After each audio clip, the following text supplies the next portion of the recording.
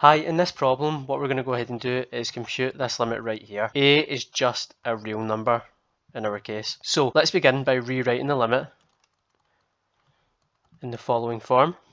We're going to write e raised to the natural logarithm of 1 plus a multiplied by e raised to minus x minus 1 divided by minus x. Now, as the exponential function is continuous, we can go ahead and move the limit inside the exponential function. So we have e raised to the limit as x approaches 0 of the natural logarithm of 1 plus a multiplied by e raised to minus x minus 1, all divided by minus x. Now, if we were to go ahead and let x equal 0, we would have the natural logarithm of 1 plus a multiplied by e raised to 0 minus a. Now, e raised to 0 is just 1, so we would have a minus a, so that's just 0.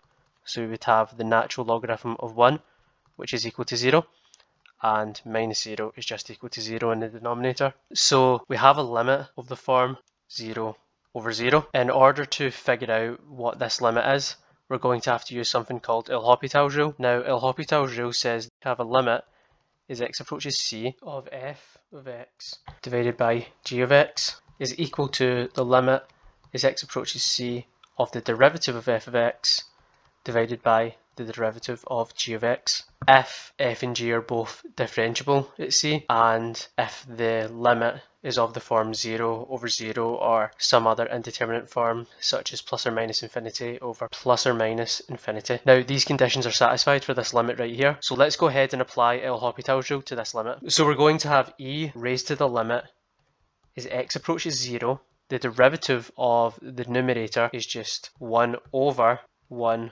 plus a multiplied by e raised to minus x minus a multiplied by minus a multiplied by e raised to minus x. Now, all we've done is use the chain rule to figure out what that derivative is.